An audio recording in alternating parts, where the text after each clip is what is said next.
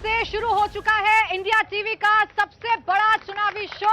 जनता के साथ मैं मौजूद हूं और जनता के सीधे सवालों के जवाब देने के लिए हमारे साथ कुछ खास मेहमान जुड़ रहे हैं। आइए जल्दी से आपका तारुफ करा देते हैं और इसके लिए मैं सबसे पहले मंच पर बुलाऊंगी किरीट सोलंकी, बीजेपी एमपी। आपका बहुत बहुत स्वागत है, तालियों के साथ स्वागत कीजिए। मैं कांग्रेस का पक्ष रखने के लिए आलोक शर्मा जी को मंच पर आमंत्रित करना चाहूंगी, तालियों के साथ स्वागत करिए, कांग्रेस का पक्ष रखेंगे। मैं विष्णु पांड्या जी, सीनियर जर्नलिस्ट को भी मंच पर आमंत्रित करना चाहती हूं, तालियों के साथ स्वागत करिए। और इसके साथ ही साथ यहाँ पे आ जाइए, इधर आ जाइए। इसके साथ ही साथ मैं मंच पर आमंत्रित करना चाहूंगी हमारे ब्यूरो चीफ निर्णय कपूर जी को। आपका भी बहुत बहुत स्वागत है। तो चलिए अपने सबसे बड़े चुनावी शो का आगाज करते हैं और आगाज में ही आज बात करेंगे प्रधानमंत्री नरेंद्र मोदी की। चूंकि ताबड़तोड़ रैलियां प्रधानमंत्री नरेंद्र मोदी की तरफ से की गई हैं और सबसे बड़ा निशाना अगर साधा गया है तो वो कांग्रेस पर साधा गया है। तो आलोक शर्मा जी, आप ही से शुरुआत कर रही हूं। जो मुद्दा बीजेपी उठा रही है, जो मुद्दा प्रधानमंत्री नरेंद्र मोदी उठा रहे हैं, वो है भारत जोड़ो यात्रा से जुड़ा हुआ। राहुल गांधी के जो साथ हैं, सवाल उसको लेकर है कि जिन्होंने विरोध किया बांध का, मेधा पाटेकर, वही राहुल गांधी के साथ हैं। ऐसा क्यों, उनकी जरूरत क्यों आन पड़ी? देखिए, मुझे लगता है कि तमाम लोगों ने विरोध किया और उनमें से बहुत से ऐसे हैं जिनके फोटोग्राफ मोदी साहब से भी हैं। क्या वो बॉम्बे के फिल्म कलाकार थे, मोदी साहब से कई बार मिले और पतंग भी उड़ाई, क्या वो मेधा पाटेकर जी के साथ नहीं थे? पहला उत्तर। दूसरा उत्तर, ये भारत जोड़ो यात्रा है, ये चुनाव जीतो यात्रा नहीं। हम तो कह रहे हैं महंगाई और भ्रष्टाचार के खिलाफ है।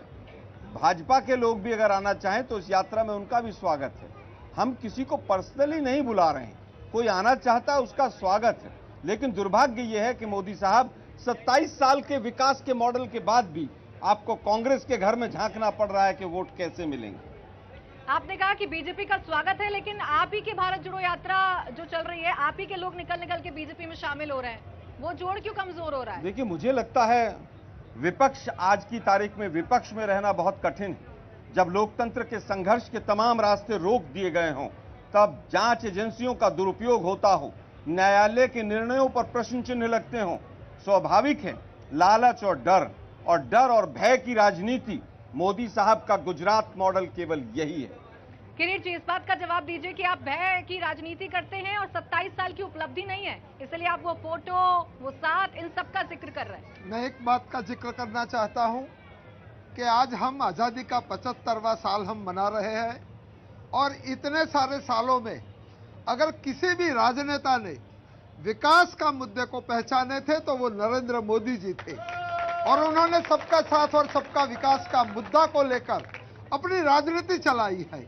ये लोग कहते हैं कि मेघा पाटकर, ये जो सामने वाले साबरमती नदी है उसमें जो पानी है वो मां नर्मदा का पानी है और नर्मदा का डैम बनाने के लिए पंडित नेहरू ने, उन्होंने कई साल पहले उनका जो शिलान्यास किया था, काम आगे बढ़ता नहीं था क्योंकि गुजरात के कुछ जो है उनके बारे में गुजरात को अन्याय के लिए ये लोग कर रहे थे।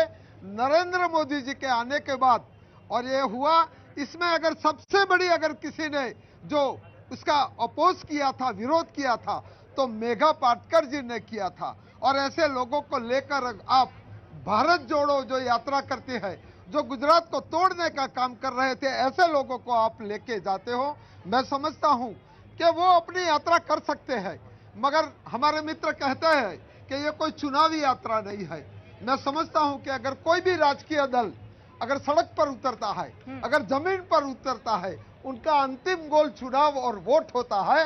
मैं उनको करने के लिए वो अपने आप कर सकते हैं, मगर गुजरात में जो विकास का मॉडल हुआ है, आप यहाँ जो शो कर रहे हैं, यहाँ रिवर फ्रंट जो साबरमती, तो गुजरात के मॉडल की बात करिए ना। राहुल गांधी जी क्यों बार बार याद आ रहे हैं? आपके तमाम नेताओं हमें राहुल गांधी को हम याद करते ही नहीं है। हमारे यहाँ 27 साल से ज्यादा समय से गुजरात में गुजरात की प्रजा ने भारतीय जनता पार्टी को सतत आशीर्वाद दिया है, चाहे वो 2002 का चुनाव हो, चाहे 2007 का चुनाव हो, 2012-17 का चुनाव हो और इस बार 2022 का चुनाव। मैं बहुत विनम्रता से मगर मैं बहुत मजबूताई से कहने वाला हूं कि इस चुनाव में भारतीय जनता पार्टी का बहुत ही अभूतपूर्व जनता हमारे साथ है, वो आपसे सवाल जरूर पूछेगी, लेकिन आलोक जी जल्दी से जवाब दीजिए। मुझे लगता है भारतीय जनता पार्टी का जो मॉडल है वो 2C मॉडल है। एक C से करप्शन है और दूसरे से कमीशन है और उसका जीता जागता उदाहरण मोरबी का पुल हादसा है। जिस तरह से ठेकेदारी प्रथा को बढ़ावा दिया गया, जिस तरह से वो पुल गिरा, सैकड़ों लोग जिस तरह से उनकी मृत्यु हुई, हाई कोर्ट रोज फटकार लगा रहा है। आप कहते हैं विकास हुआ, मैं पूछता हूं गुजरात के ऊपर जिस दिन मोदी जी यहां पर आए 10,000 करोड़ का कर्जा था, 4 लाख करोड़ का कर्जा है, कौन सा विकास हुआ? 22 पेपर आउट हो गए, लट्ठा कांड में सैकड़ों लोग मर गए, 5 SIT बनी, एक का पहला रिएक्शन ले नहीं मिला। ठीक है, ये सारे मुद्दे हैं। विष्णु जी, जो प्रधानमंत्री नरेंद्र मोदी ने जो आज आगाज किया है अपने चुनाव प्रचार का, जो इलाके उन्होंने चुने और जो बातें उन्होंने कही हैं, इससे क्या रुख गुजरात चुनाव का नजर आ रहा है? देखिए, ये एक बात तो स्पष्ट है कि नरेंद्र मोदी ने जो कहा वो बिल्कुल स्पष्ट और साफ है। स्पष्ट ये है कि पूरे देश में एक गुजरात विरोधी लॉबी तैयार हो रही है। उसमें चाहे मेधा पाटकर हो, चाहे राहुल गांधी हो या कांग्रेस हो। अब उन्होंने कहा कि 2C अभी चल रहा है, कंफ्यूजन और करप्शन। मैं कहूँ कि 3C से कांग्रेस का विनाश हुआ है, करप्शन, कंफ्यूजन एंड कॉन्ट्राडिक्शन।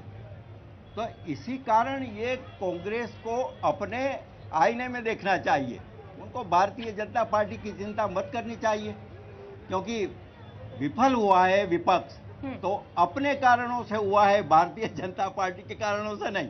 ठीक है, ये जरा देखना चाहिए। चलिए, नहीं, आप जो आज प्रधानमंत्री नरेंद्र मोदी ने जो बातें कही, निशाने पर कांग्रेस थी, राहुल गांधी थे और सवाल उन्होंने उठाया मेधा पाटेकर को लेकर। किस तरीके का ये चुनाव है और इसके पीछे के मायने क्या निकाले जाए? देखिए, जब नरेंद्र मोदी बोलते हैं तो मैंने अक्सर ही देखा है, वो बहुत सोच समझ के बोलते हैं। वो समय और स्थान, टाइमिंग सब कुछ देख करके बोलते हैं। आज इस स्टेटमेंट का आप देखिए क्या मायने हैं। उनकी रैली से 2 दिन पहले ये तस्वीर वायरल होती है। अनडाउटेडली गुजरात में हर व्यक्ति, नर्मदा डैम की जहां बात आती है वहां मेधा पाटकर के साथ उसके समर्थन में कभी खड़ा नहीं हो सकता। और जो कांग्रेस पार्टी, उसके नेता जो आज उनके साथ दिख रहे हैं, मैं आपको बता दूं, वर्षों तक जो गुजरात में विरोध हुआ है मेधा पाटकर का, उसमें कांग्रेस भी उतनी ही मुखर रही है मेधा पाटकर का विरोध करने में। इसलिए अब कांग्रेस से जवाब देना तो नहीं बनेगा। लेकिन आप देखिए मोदी ने ये क्यों मुद्दा उठाया। मोदी ने मुद्दा इसलिए उठाया क्योंकि आज जहां मोदी थे धोराजी में, जहां से उन्होंने इस बात को मेंशन किया, कल वहीं राहुल गांधी जा रहे हैं, राजकोट में उनकी सभा है। उनके जाने से पहले उन्होंने एक माहौल खड़ा कर दिया और लोगों को उस मुद्दे की याद दिला दी। और खास तौर पे कहाँ, सौराष्ट्र में, जिसको कि नर्मदा योजना का सबसे ज्यादा फायदा मिला है। करीब 2.5 करोड़ लोग ऐसे हैं जिनको नर्मदा योजना की वजह से पीने का पानी वहां मिला है। अब ऐसी सूरत में आप जब इमोशनली उनको चार्ज करेंगे इस तरह के इश्यूज से, जाहिर सी बात है राहुल गांधी का जो इम्पैक्ट है उसको आप एक तरह से न्यूट्रलाइज करने की कोशिश कर रहे हैं। ठीक, दूसरी बात आपको मैं बता दूं कि नरेंद्र मोदी ये देख रहे हैं कि एक ऐसा मुद्दा है नर्मदा का। अभी कुछ समय पहले ही गुजरात में नर्मदा का जो कैनाल नेटवर्क है उसको आखिरी छोर पे पहुंचाया गया, तो उनके लिए ये मौका है अपनी उपलब्धियां पूरी जो हैं वो गिनवाने का।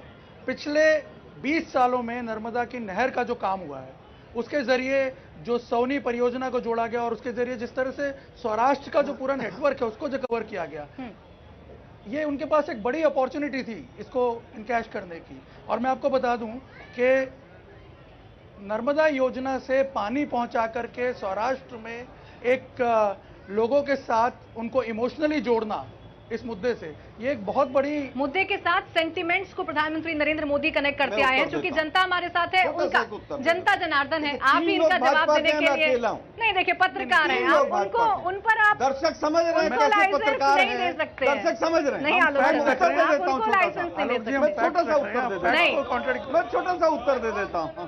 देखिए, मैं केवल ये कह रहा हूं 27 साल का विकास हुआ और मोदी साहब को मेधा पाटेकर की जरूरत पड़ रही। हमने तो मेधा को अरेस्ट भी किया था और मोदी साहब की जो गवर्नर बनाई, हमें साथ की जरूरत नहीं है। कोई आया यात्रा में आके मिलके चला गया, साथ की जरूरत तो मोदी जी को पड़ रही है, हमें नहीं पड़ रही। जनता बताएगी किसको किसके साथ की जरूरत पड़ रही है। कोई सवाल? खड़े हो जाइए आप। क्या नाम है आपका? शैवी शाह। क्या करती हैं? मैं CA स्टूडेंट हूँ। किससे सवाल है? मुझे गवर्नमेंट से सवाल है, किसी पर्टिकुलर पार्टी से नहीं। यानी कि किरीट जी से सवाल है आपका, बीजेपी से? हाँ। सो मेरा ये है कि अभी प्राइवेटाइजेशन हो रहा है सब जगह पे, गवर्नमेंट, स्कूल्स, फिर एयरलाइन, सब कुछ प्राइवेटाइज हो रहा है। तो एंड ऑफ द डे आप क्या कहते हैं वो कंपनसेट करने के लिए जीएसटी रेट्स और सब कुछ बढ़ा रहे हैं, तो उससे तो एंड जो कंजम्पशन होगा वो हमारा पर्सनल कंजम्पशन होगा, तो उससे तो पॉवर्टी लाइन और बढ़ेगी ना। तो आप उसके लिए क्या करना चाहते हो? चलिए किरीट जी, इसका सवाल दीजिए। स्टूडेंट है, चिंता है अपने भविष्य को उनका लेकर। सवाल बहुत ही वाजिब सवाल है। जो प्राइवेटाइजेशन की बात उन्होंने बोली है, सरकार का एक मानना है, मोदी सरकार का, कि बिजनेस करना वो गवर्नमेंट का काम नहीं है। It is not the work of the government to do the business. और प्राइवेटाइजेशन की जो हमारी जो है वो बात कर रहे हैं, मैं उन पर इतना ही कहना चाहता हूं कि किसी भी विकास करने के लिए पीपीपी मोड पर हम आगे बढ़ रहे हैं। इसको प्राइवेटाइजेशन नहीं कहते हैं, पब्लिक प्राइवेट पार्टनरशिप को लेके करते हैं। मैं समझता हूं कि ये प्राइवेटाइजेशन नहीं है, ये सरकार पूरी तरह से लोगों के लिए कर रही है। इसी मॉडल की वजह से आप पर आरोप लगते हैं कि आप उद्योगपति की सरकार है। और कोई सवाल पूछना चाहेगा? खड़े हो जाइए। क्या नाम है आपका? मेरा नाम गौरव कटारिया है। किससे सवाल है? मेरा सवाल है विपक्ष से है। मेरा ये आलोक जी से है। देखिए, जनता वोट पार्टी को देती है, किसी भी चेहरे को नहीं देती, चाहे वो राहुल जी हो, मोदी जी हो या केजरीवाल हो। और आपको ये बताना है कि आपकी पार्टी अगर सरकार में आए तो विकास की क्या गारंटी है?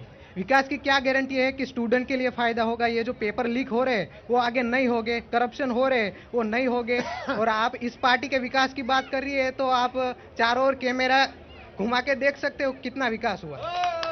आप जो वाया फ्लाइट से आए हो और ये जो एयरपोर्ट इंटरनेशनल बना है वो भी आप जानते हो किसकी सरकार में बना है। ये अटल ब्रिज है, इतने अच्छे रास्ते बने हैं, वो भी आप जान सकते हो किसकी सरकार में बना है। तो मैं आपसे जस्ट इतना पूछना चाहता हूं कि अगर आपकी सरकार आई तो विकास की क्या गारंटी है? और कृपया दूसरे राज्यों के साथ कंपैरिजन करके मत बताइए कि हमारी सरकार जो इस राज्य में जिस एंटी इनकम्बेंसी की बात की जा रही थी 27 सालों में, वो इनके जवाब से स्पष्ट हो गया कि उतनी नहीं है। मोदी जी का विकास दिखावे का है। ये वो सी प्लेन है जो मोदी साहब पिछली बार उतरे थे यहाँ पर। आप लोग बैठे होंगे जरूर, इसमें भाई भी बैठा होगा। वापस आता हूँ आपके पास आऊंगी, उनको जवाब ये प्राइवेटाइजेशन का ये मोरबी पुल है जो मेरी उस बहन ने, छोटी बच्ची ने पूछा था। सब कुछ ठेकेदारी प्रथा कर दो, सब कुछ अपने 2 व्यापारियों को दे दो। ये मोरबी का हादसा भी अगर आप लोगों की आंख नहीं खोल रहा है तो चश्मा बदलिए। तीसरी चीज, आपने अभी मेधा पाटेकर पर सवाल पूछा था। ये तमाम बीजेपी के लोग हैं, मेधा पाटेकर के साथ बैठकर प्रेस कॉन्फ्रेंस कर रहे हैं। ये गवर्नर बन जाते हैं बीजेपी पे। अब मैं पूछना चाहता हूं, जिन लोगों ने कहा कि मोदी साहब 80,000 रुपए का मशरूम खाते हैं वो भाजपा से चुनाव लड़ रहे हैं, जिन्होंने कहा मोदी जी यमराज हैं वो भाजपा से चुनाव लड़ रहे हैं, तो कम से कम बीजेपी सवाल ना पूछे। आज बीजेपी को उत्तर देने का समय। जनता सवाल पूछ रही है। कोई बात नहीं, मैं बीजेपी की बात ही कर रहा हूं, मैं जनता की तो बात जनता ने पूछा ये सवाल। जनता का पूरा अधिकार है। लेकिन दुर्भाग्य ये है कि 27 साल के बाद भी कांग्रेस क्या कर रही है क्या नहीं कर रही है उस पर आपको वोट मांगना है। मोदी साहब, आप कल वलसाड़ में, वहां पर 63 लोग बाढ़ से मर गए, उसका उत्तर दो ना। वहां पर 30 लोग कोरोना में सड़ के लाश सड़ गई, उसका उत्तर दो ना। तक्षशिला कांड में 24 बच्चे तीसरी मंजिल पे झुलस के मर गए, सवाल कांग्रेस से पूछ रहे हैं। 100 लोग लट्ठा कांड में मर गए, आप केवल ये बताइए ना, आप केवल ये बताइए लट्ठा कांड की एसआईटी कहां तक पहुंची। और जितने लोग सवाल पूछ रहे हैं यहां पर बैठकर, मैं उनसे पूछता हूं कि एसआईटी कहां तक पहुंची है मोरबी की। हाईकोर्ट रोज फटकार लगा रहा है। जनता से ही सवाल पूछेंगे आलोक जी। बिल्कुल जनता से भी पूछा इसी जाएगा। जनता के अंदर क्यों तो नहीं आप पूछा जाएगा? इसी जनता को तो बता रहे हैं ना कि मुद्दे क्या है। देखिए, मैं केवल ये कहना चाहता हूं, मैंने अभी एक फोटो दिखाया मेधा पाटेकर का। आपको मेधा पाटेकर का सहारा लेना, हमने तो उसको जेल में डाला था। उनके साथ जो लोग थे वो आपने मंत्री बना दिए। चलिए और भी सवाल है, और सवाल ले लेते हैं। क्या नाम है आपका? मेरा नाम रघुनाथ तायड़े है। किससे सवाल लेंगे? मैं सवाल कभी भी पूछा जाता है और सत्ता पक्ष को भी पूछा जाता है, राइट। विपक्ष तो बाद में पूछेंगे, लेकिन सत्ता पक्ष को पहला मेरा राइट है कि सत्ता पक्ष को मेरा, मैं माननीय बीजेपी के किरीट सोलंकी साहब से पूछना चाहूँगा कि जो नर्मदा कैनल बन गई और 27 साल से आप गुजरात में सत्ते पे है, वो तो बनकर तैयार हो गए, अच्छी बात है, विकास है, लेकिन मैं बीजेपी से सवाल करना चाहता हूँ face to face and direct indirect. Modi ji से भी मेरा सवाल है। आप ताबड़तोड़ रैली पे रैली कर रहे हैं, चलो आप बीजेपी का पंतप्रधान है, राइट है, लेकिन मैं मोदी जी से ये पूछना चाहता हूँ, पूरे बीजेपी से भी पूछना चाहता हूँ कि पहले आप देश के नेता है, किसी पार्टी के नहीं नेता है। भले आप बीजेपी से चुन के आए हैं, राइट, मैं मानता हूँ, लेकिन देश के नेता होने के ऊपर आपने कौन सा एक काम किया है वो मुझे बताना चाहिए। उपलब्धि पूछना चाह रहे हैं? उपलब्धि पूछना चाह रहा हूँ। चलिए किरीट जी, नहीं, उपलब्धि। एक मिनट, मेरा अभी सवाल पूरा नहीं हुआ है कि आप जल्दी पूछे ना, बाकी और लोग भी इंतजार कर रहे हैं। पूछ रहा हूँ, एक मिनट जल्दी पूछता हूँ मैं। आप कभी बेरोजगारी पे बात नहीं करते, महंगाई पे बात नहीं करते हैं। आपके स्टार प्रचारक में स्मृति ईरानी है, जब 450 गैस का बाटला था तब स्मृति जी चूड़िया लेके रोड पे उतरी थी, गैस का बाटला लेके। आज 1000 के ऊपर बाटला जा रहा है। महंगाई गरीब को भी नड़ती है, पैसे वाले को भी नड़ती है। मेरा सीधा प्रश्न है, मूर्ति जी भी आपके गुजरात की स्टार प्रचारक है। देखिए, आप कितना भी छुपा लें, महंगाई का मुद्दा छिपेगा नहीं। जनता पूछेगी, जवाब दीजिए इस पर, महंगाई पर जवाब दीजिए। जो हमारे कितने मित्र हैं, एक एक करके सवाल पूछेंगे ना, महंगाई पर सवाल है, महंगाई पर जवाब ले ले। सवाल है कि मैं ये पूरा कर सकता हूँ। मेरा बीजेपी से सत्ता पक्ष से ही सवाल रहेगा। आप महंगाई पे, बेरोजगारी पे, इतना ही सवाल पूछा जाएगा। महंगाई, बेरोजगारी पर जवाब दीजिए। मुद्दे गौण क्यों हो रहे हैं? शुरुआत मां नर्मदा की जो नर्मदा डैम से की, कैनाल से किया। मैं उनसे सहमत हूं कि कांग्रेस की सरकारों ने सालों तक नर्मदा डैम को बनने नहीं दिया, और जब उसकी मैक्सिमम हाइट 138 मीटर की होनी थी, उनके दरवाजे तैयार थे, तब कांग्रेस की सरकार थी। नरेंद्र मोदी जी की सरकार के कहने पर वो लोगों ने उनको परमिशन नहीं दिया। 2014 में नरेंद्र भाई जब देश के प्रधानमंत्री बने, 17वें दिन पर, मैं सभी बातों का जवाब करता हूं, 17वें दिन पर उसको डैम पर दरवाजे का मिल गया। आज यहाँ जो ये साबरमती नदी है, एक गंदी नाली थी कुछ समय के पहले, सर्कस के डेरा तंबू लगे रहते थे यहाँ। आज ये नजारा देखिए, ये विकास का मॉडल है। महंगाई और बेरोजगारी के मुद्दे पर भी हम बोलना चाहते हैं कि अगर रोजगार चाहे अकेली नौकरियां रोजगार नहीं होती है। करीबन 35,000 करोड़ लोगों को जो मुद्रा योजना से उनको लाभ दिया गया है, और वो अपना स्वयं का बिजनेस शुरू कर सकता है। नरेंद्र मोदी जी कहते हैं कि मैं अपने लोगों को जॉब सीकर बनाना नहीं चाहता हूँ, जॉब प्रोवाइडर भी बनाना चाहता हूँ। ऐसे कई लोग जो स्वरोजगार से है। और जहाँ तक गुजरात का सवाल है, कम कर पाए ना, रोजगार देने में गुजरात पूरे देश में बहुत हुई महंगाई की बार। अब की बार मोदी सरकार, महंगाई खत्म नहीं हुई, सबसे नंबर पर महंगाई खत्म नहीं हुई है, ये अभी भी मुद्दा है। छोटा आपका सवाल हो गया, अब उनका जवाब लेने दीजिए। अब उनका जवाब लेने दीजिए, अब उनका जवाब लेने दीजिए। आपका सवाल हो गया, आपका सवाल हो गया सर, आपका सवाल हो गया।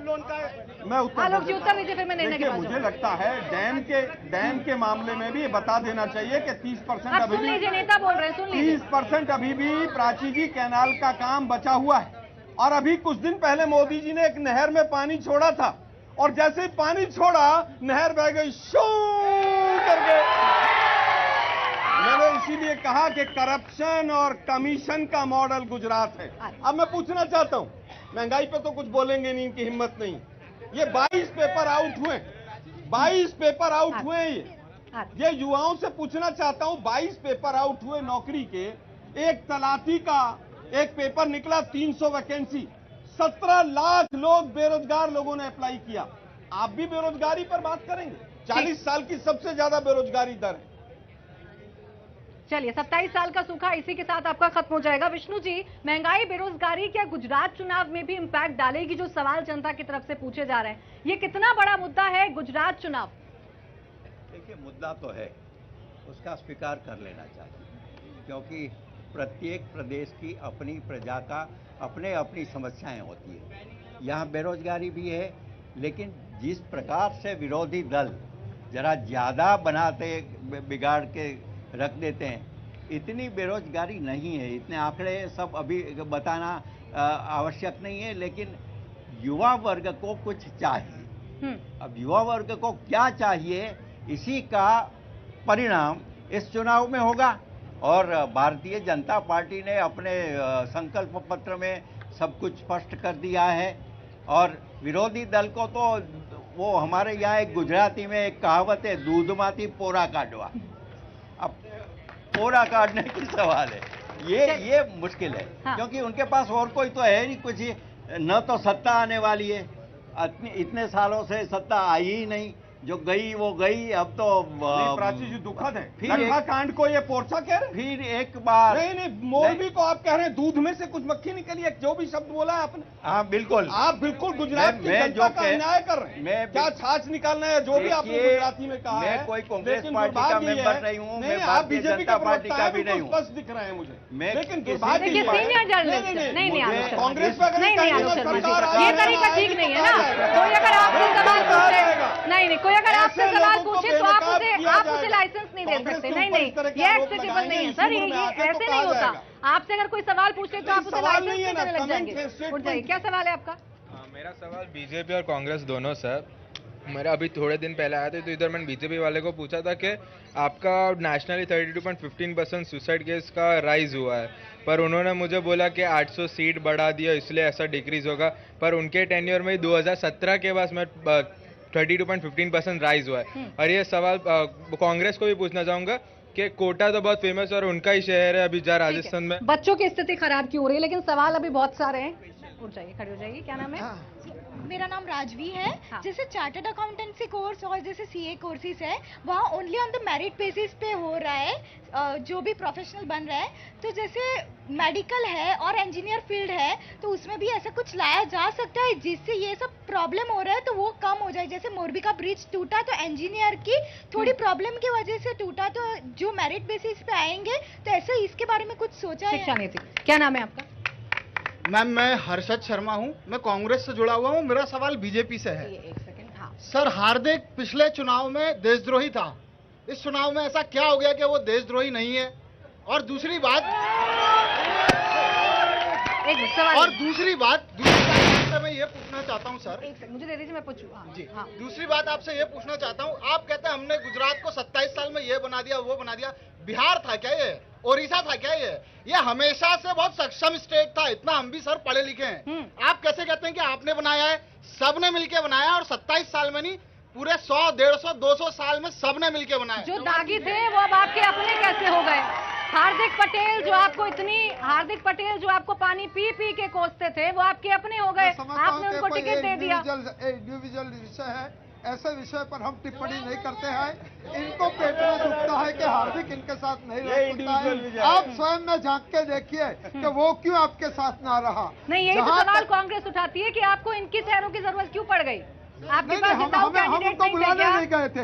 इनके पास से लोग टूटकर जो है, जहां लगता है कि ये विकास है, जहां लगता है कि नेतृत्व है, जहां लगता है कि सिक्योरिटी है, लोग आते हैं, हम उनको बुला नहीं रहे हैं। मगर मैं उनसे पूछना चाहता हूं कि कांग्रेस एक जमाना में भ्रष्टाचार की गंगोत्री थी, और भ्रष्टाचार और कांग्रेस दोनों एक दूसरे से सीनों उन्नों में सोते थे।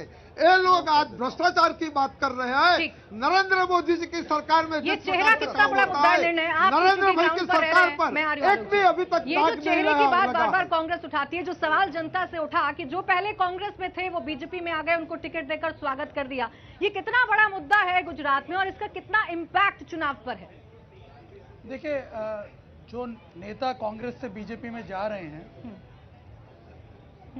हमें उसे पर्सपेक्टिव में देखना पड़ेगा। प्राची, 2017 में जो नेता कांग्रेस से बीजेपी में आए थे, उनमें से ज्यादातर नेता जो थे, जो चुनाव लड़े थे, वो हार गए थे।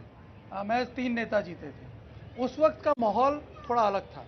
उस वक्त जिस तरह से माहौल बना हुआ था, पाटीदार आंदोलन अपनी चरम सीमा पे था, किसानों की अपनी अलग समस्याएं थी, रूरल वोटर काफ़ी हद तक बीजेपी से खफा था, और उसका इम्पैक्ट चुनाव के परिणामों में भी देखने को मिला। लेकिन उसके बाद से इंटरेस्टिंगली पिछले 5 सालों में करीब करीब 20 से 21 कांग्रेस के एमएलए, चुने हुए एमएलए, बाकी नेताओं की बात छोड़ दीजिए, चुने हुए एमएलए जो हैं वो बीजेपी में आ गए। और वो तमाम जो हैं, अभी जो चुनाव से ठीक पहले आए, उससे पहले जितने भी आए वो सब अपने बाई इलेक्शन जीते हैं। इसलिए उसको अब आप किस तरह से देखते हैं, ये वोटर के पर्सपेक्टिव पे जाता है। एक मिनट, मुझे अपनी बात पूरी करने दीजिए, मैं कुछ फैक्ट्स रख रहा हूं सामने। अच्छा, अब इसमें इंटरेस्टिंग बात यह है कि जब हम बात करते हैं कांग्रेस से नेता छोड़ के बीजेपी में आ रहे हैं, एमएलए की बात जब हम करते हैं, हम लोग भी सवाल पूछते हैं कि भाई क्या वजह है, क्या प्रलोभन है, क्या ऐसा मोटिव है, ठीक है। लेकिन यहाँ कुछ बेसिक इश्यूज भी हैं कांग्रेस के साथ, कांग्रेस के फंक्शनिंग के साथ भी, क्योंकि पिछले दिनों में, पिछले महीनों में ऐसे ऐसे नेता कांग्रेस छोड़ करके बीजेपी में आए जिनकी 4-4 पीढ़ियां कांग्रेस के साथ जुड़ी हुई। जयराज सिंह एक खेरालू के नेता हैं, कांग्रेस के प्रवक्ता रह चुके हैं। उन्होंने जब कांग्रेस छोड़ी, उनका जो पत्र आप अगर देखेंगे तो उससे आपको पता चलेगा क्या उनको कांग्रेस के फंक्शनिंग से लेकर के सवाल थे। अभी कुछ दिन पहले ही चेतन रावल हैं, प्रबोध रावल जो कांग्रेस के स्टॉलवर्ट थे, उनके बेटे 3 बार कांग्रेस के टिकट से चुनाव लड़ चुके हैं, वो कांग्रेस छोड़ करके आ रहे हैं। तो यानी कुछ तो ऐसे इश्यूज रहे होंगे, है ना, कुछ तो ऐसे इश्यूज रहे होंगे। अब मैं आपको बताता हूं कि उन नेताओं ने क्या सवाल उठाया। उन नेताओं ने यही सवाल उठाए कि कांग्रेस में एक तो डिसीजन मेकिंग का अभाव है, गुजरात में नेतृत्व जो है वो दिख नहीं रहा। मैं आपको बताता हूं इसका फैक्चुअल सिचुएशन। पिछले 5 साल से कांग्रेस जो है, अभी 11 महीने पहले, चुनाव से 11 महीने पहले आप अपना अध्यक्ष नियुक्त करते हैं। 4 साल तक आप कार्यकारी अध्यक्ष से अपनी पार्टी चला रहे हैं, ठीक है। तो उसको लेकर के जो डिसीजन मेकिंग थी वो नहीं हो पा रही थी, और ये उन नेताओं ने कांग्रेस के बारे में बोला है। नहीं, ये तो सवाल है। आप कहते हैं कि ईडी सीबीआई का डर दिखा दिया। गुलाम नबी आजाद इतने सीनियर नेता आपके, कब से वो जुड़े हुए हैं कांग्रेस के साथ, मुझे बताने की जरूरत नहीं, उन्होंने छोड़ी, पत्र लिख दिया। यहाँ पे एक बात बहुत इंपॉर्टेंट है आलोक जी, एक बात बहुत इंपॉर्टेंट है। जो एमएलए छोड़ के जा रहे हैं उनको आप अलग रख दीजिए, लेकिन जो कार्यकर्ता, आपके जमीन से जुड़े हुए कार्यकर्ता, जिनकी 4-4 पीढ़ियां आपके साथ जुड़ी हैं, दिखाया जाएगा सर, ये कहाँ कमी हो रही है? देखिए, मुझे लगता है कि अभी कुछ दिन पहले की बात है, बीजेपी ने 38 विधायकों के टिकट काट दिए और 12 घंटे के अंदर अंदर जो इनकी स्पीकर महोदया थी भुज में, उनके यहां पर इनकम टैक्स की 300 जगह रेड हो गई 12 घंटे के अंदर अंदर। बाकियों को मैसेज दे दिया, फाइल रखिए, चुप रहना। दूसरी चीज, एक सेंटेंस तो बीजेपी पे बोल देते, भाई आप तो पत्रकार थे, सारा ही कांग्रेस पे बोल गए।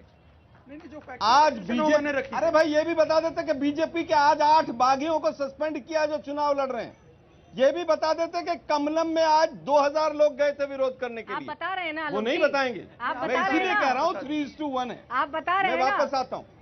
22 लोग ऐसे हैं जो कांग्रेस से गए हुए, 27 साल में विकास किया, और 22 लोग बीजेपी में कांग्रेस से गए हैं, उनको लेना पड़ा। अरे भाई डबल, मैं तो कह रहा हूँ प्राची जी, डबल इंजन पे वोट मांगो ना, रूपानी साहब से वोट मांगो ना।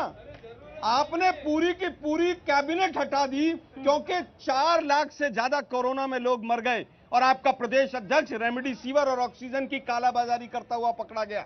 हम तो ये कहना चाहते हैं कि ये वो शवदाह की भट्टी है सूरत की, दर्शक देखें, ये वो थी जो मौत पर पिघल कर नीचे गिर गई थी, और भाजपा के पास ऑक्सीजन देने को नहीं थी। यही गुजरात मॉडल था, इसी पर वोट मांग रहे हैं आप। मैंने दोनों चीजों का उत्तर दिया। अब मैं सवाल पूछ रहा हूं, ये 22 पेपर आउट हुए, इसमें कौन अरेस्ट हुआ, इसका नाम बता दीजिए मुझे। लाखों करोड़ का ड्रग्स मिलता है। 11वीं क्लास के हिंदू मुसलमान करने लगे जी, 11वीं क्लास के बच्चे के बैग में ड्रग्स मिलता है अहमदाबाद में, कौन जिम्मेदार है? बड़ा मुद्दा है सर, मुद्दों की बात करिए ना। चंदन ठाकुर हिंदू मुसलमान क्यों करने लगे? अहमदाबाद हिंदू मुसलमान क्यों करने लगे सर, बताइए। 6ठे नंबर पर आ गया। चंदन ठाकुर कांग्रेस हिंदू मुसलमान क्यों करने लगे? कोई नहीं कर रहा है, केवल और केवल मोदी साहब और बीजेपी के उन्हीं का बयान है सर। आप हेमंत विश्व शर्मा का बयान पढ़ लीजिए, कल का क्या है। नाम बताइए। मेरा नाम सूर्य प्रकाश है और मैं उत्तर प्रदेश से हूँ, लेकिन मैं फिर भी सवाल क्या कुछ इस तरह से मैं अपनी बात कहना चाह रहा हूँ कि कहा जा रहा है कि मोदी जी को क्यों राहुल गांधी को याद करना पड़ रहा है। तो अभी तक बहुत सारे लोगों को याद होगा कि संसद में जब राहुल गांधी जी ने झप्पी ली थी और बाद में अपनी सीट पर जाते वक्त आंख मारी थी, तो ये सभी को याद है, और वो देश के प्रधानमंत्री हैं तो उनकी जिम्मेदारी भी बनती है कि सबका याद करें, सबको ध्यान में रखें। दूसरी बात ये कि कहा जाता है महंगाई का सीधा संबंध जनसंख्या से है, तो क्यों नहीं सारे लोग एक मत होकर के उस पर चर्चा करते हैं। तीसरी बात, अगर देखा जाए तो अगर प्रधानमंत्री नरेंद्र मोदी जी इस परिवार के मुखिया हैं, तो सभी को अपने परिवार के मुखिया का सम्मान करना चाहिए और उनका सहयोग लेना चाहिए। चौथी बात ये कही जाती है कि कांग्रेस से, बस मैडम शॉर्ट में अपनी बात कह रहा हूँ, कि कांग्रेस से लोग क्यों जा रहे हैं, तो ये कहावत है कि अपना माल खोट तो परखने वाले का क्या दोष। कांग्रेस को लेकर इन सबको सवाल है। पीछे से भी एक सवाल है, मैं आ रही हूँ आपके पास। खड़े हो जाइए, नाम बताइए। मैं प्रशांत हूँ, मैं यहीं पे पालडी में रहता हूँ। मेरा सवाल जो है किरीट जी से है, क्योंकि देखो वही सत्ता में है, ठीक है, और काफी सालों से वो एमपी रहे हैं, ठीक है। आज मुझे अच्छा धन्य भाग्य हुआ कि मुझे हम लोगों को इनका दर्शन करने को मिला, वरना बीजेपी वालों के दर्शन हमें मिलते ही नहीं है जल्दी से, ठीक है। अभी मैं उनसे एक सवाल करना चाहता हूँ कि आप मुझे खाली 3 ऐसी अपनी उपलब्धियां, जो पर्सनल उपलब्धियां बताए कि लास्ट 1 साल में एज ए एमपी आपने अहमदाबाद के लिए किया है। चलिए, जनता सब पकड़ती है, उपलब्धि बता दीजिए अपनी 3 उपलब्धि। मैं कहना चाहता हूँ हाँ। कि मेरा अहमदाबाद की मध्य में खानपुर में मेरा सांसद सेवा कार्यालय पिछले 3 टर्म से चलता है और वहाँ हजारों की भीड़ आती है, सैकड़ों की भीड़ आती है। आप कभी मुझे दिखे नहीं हो, आप आओ मेरे साथ, मैं अपना नंबर शेयर करता हूँ और मैं आपको देता हूँ कि आपकी कोई भी समस्या हो मैं आपको बताऊं, मगर आप समस्या बताइए, मैं उनकी एक समस्या का मैं समाधान करता हूं। उपलब्धि कि ये मेट्रो अभी नरेंद्र भाई ने मेट्रो का उद्घाटन किया। मेट्रो का गांधीनगर से एपीएमसी का रूट अपना आश्रम रोड से पहले गुजरता था और आश्रम road is a commercial hub of the Ahmedabad city. मैंने संसद में ये मुद्दा उठाया और मैंने सरकार से रिक्वेस्ट किया कि बगल में बोटाद भावनगर रेल लाइन की दोनों ओर काफी सारी जगह वहां उपलब्ध है और भारत सरकार ने इस बात को माना और वहां से जो मेट्रो गुजरा वो हमारे से उठा हुआ विषय था। मैं दूसरी बात आपको बताना चाहता हूँ कि एसजी रोड सरखेड़ गांधीनगर रोड है। मैंने पार्लियामेंट में मुद्दा उठाया था कि ये रोड बहुत ही कमर्शियल हब है, वहाँ शिक्षा की संस्थाएं आई है, वहाँ बड़े बड़े मंदिर है और वहाँ हर चौराहे पर इधर फ्लाईओवर ब्रिज बनना चाहिए और अंडरपास बनना चाहिए। आप देख सकते हो ये कोई भी चौराहा बाकी नहीं है, करीबन 6.5 मीटर का ब्रिज बना है। तीसरी बात मैं आपको बताता हूँ कि जो जुहापुरा है वो अल्पसंख्यक लोगों का है और मैंने वहाँ से सरकार से गुहार की कि वहाँ विशाल से ब्रिज उठना चाहिए। जो जुहापुरा काफी फेटल एक्सीडेंट होता है, वहाँ एक विकास का काम हो और आगे करीबन 5 किलोमीटर का बनना चाहिए। ये इसका भी 3 उपलब्धि नेताजी ने बता दी। मैं आ रही हूँ आलोक शर्मा जी, बहुत सारे लोग हैं जो सवाल पूछ रहे हैं। नाम बताइए भैया। मेरा नाम मनीष है। सवाल सुन लीजिए, सवाल किरीट जी सवाल सुन लीजिए और प्लीज सवाल सुन लीजिए सर, बाकी लोगों के भी सवाल है। नाम क्या है? मेरा नाम मनीष है मैम। हाँ, किससे सवाल है आपका? मेरा जो सत्ता पक्ष है उन्हीं से सवाल है। आपस में लड़ेंगे तो ना जनता के मुद्दे आएंगे ना नेता की बात आ पाएगी। एक एक करके अपनी बात रखिए। सत्ता पक्ष से सवाल पूछना चाहता हूँ मैम। मैंने अहमदाबाद को बदलते हुए देखा है, मेट्रो भी आया है, अटल ब्रिज भी हुआ है, सब काफी अच्छे काम हुए हैं, मगर फिर भी कुछ मूलभूत सुविधाएं आज भी बाकी हैं। रोड, स्वच्छता और थोड़ी सी बारिश हो वाटर लॉगिंग हो जाती है, सड़क पे गड्ढे हो जाते हैं, ये सब छोटी छोटी बातें ये क्यों छूट जाती है हमसे, ये नजरअंदाज क्यों हो जाती है? चलिए, विकास को भी देख रहे हैं लेकिन आपकी समस्याओं की भी बात कर रहे हैं। क्या नाम है? विकास पांडे। मेरा सवाल सबसे है, उसमें बात यह है कि मैं इसको आप बोलिए ना सर। हम देखते हैं कि एज ए इंडियन यूथ हम किसी भी कोर्स को परस्यू करते हैं तो उसमें पहले उसकी पढ़ाई करो, उसका एग्जाम पास करो, उसके बाद भी लोगों को ऐसा लगता नहीं कि उसके लिए प्रिपेयर्ड है तो उसके लिए ट्रेनिंग करो, आर्टिकलशिप, इंटर्नशिप करो, उसके बाद भी कोई श्योरिटी नहीं कि उसमें करियर बनेगा। लेकिन जब हम हमारी कंट्री के इलेक्शन प्रोसेस को देखते हैं तो उसमें ऐसा देखते हैं कि सिर्फ कुछ लोगों का कन्विंसिंग स्किल अच्छा है, लीडरशिप स्किल अच्छा, उसके बेस पे वो लोग कन्विंस करके वोट ले रहे हैं। उसके बाद आफ्टर इलेक्शन प्रोसेस क्या सिर्फ इस बेसिस पे हम डिसाइड कर रहे हैं कि हाँ वो एक रीजन को चला, जैसे कि हमने कोरोना में देखा कि डिजास्टर मैनेजमेंट नहीं कर पाए, पॉलिसी मेकिंग नहीं कर पाए, तो क्या उसके बाद का योग्यता को लेकर सवाल है कि वो योग्य है कि नहीं है? आप भी खड़े हो जाइए। क्या नाम है? श्रेया ताइडे। मेरा क्वेश्चन इससे किससे सवाल है आपका? My question is from BJP that I want to ask that everyone is thinking about every problems but no one is thinking about the education. What about the education? Every education system is going from privatization. No one is thinking about education that what will be about the poor people. Education को लेकर सवाल है। आलोक जी आऊं, पहले इनसे एक सवाल ले लूं क्योंकि बहुत हाँ जोड़ दीजिए। गुजरात पहला राज्य है जिसमें 6000 सरकारी स्कूल बंद हो गए। गुजरात पहला राज्य है जिसमें पिछले 20 साल में एक भी सरकारी मेडिकल कॉलेज जिसकी नींव बीजेपी ने रखी हो बनाओ। और ये फोटो अहमदाबाद का है, ये यूक्रेन से आए हुए बच्चे हैं। सांसद महोदय से पूछना चाहूंगा कि जिनका 3rd year 4th year MBBS का था, क्यों सरकार खामोश बैठी है? क्योंकि उन्होंने मोदी साहब के खिलाफ बोला? आपने संसद में कब उठाया ये विषय? चलिए बताइए किरीट जरा। जी, ये जो एजुकेशन का मुद्दा है विपक्ष भी उठा रहा है, बच्चे भी उठाया, मैं इनका स्वागत करता हूं। बच्चे भी उठा रहे हैं। उन्होंने बोला कि 6000 सरकारी स्कूल बंद हुई है।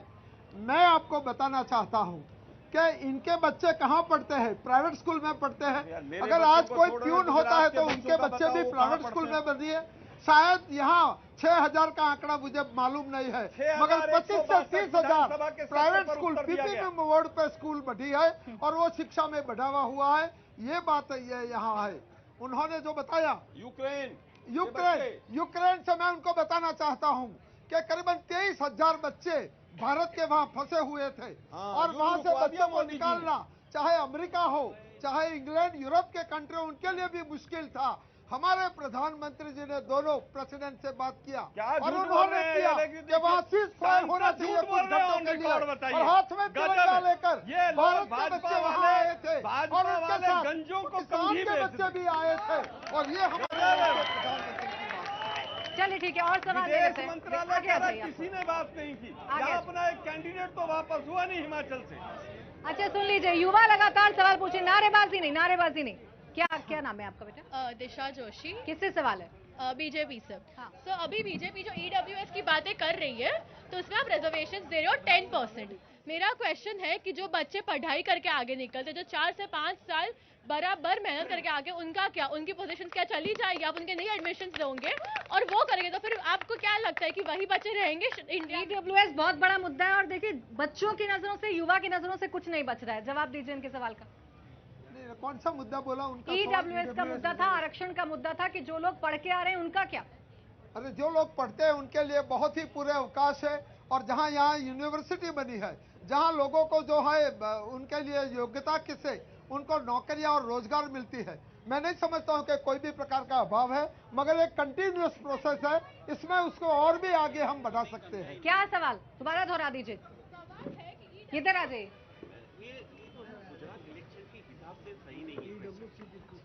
आपने जो ईडब्ल्यूएस के लिए मैं बात कर रही हूँ, जहाँ इकोनॉमिकली वीकर सेक्शन जो बीजेपी ने ही इंट्रोड्यूस किया है। ठीक है, देखिए सारे सवाल हैं ईडब्ल्यूएस से लेकर तमाम मुद्दे यहाँ पर उठा दिए। वक्त मेरे पास खत्म हो गया है, मैं जवाब नहीं ले पाऊंगी। बहुत बहुत शुक्रिया आप सभी का हमारे साथ इस चर्चा में जुड़ने के लिए और यहाँ पर आने के लिए बहुत बहुत शुक्रिया। इंडिया टीवी हर वक्त हर जगह डाउनलोड करने के लिए सर्च करें India TV news Google play store या ऐप स्टोर पर।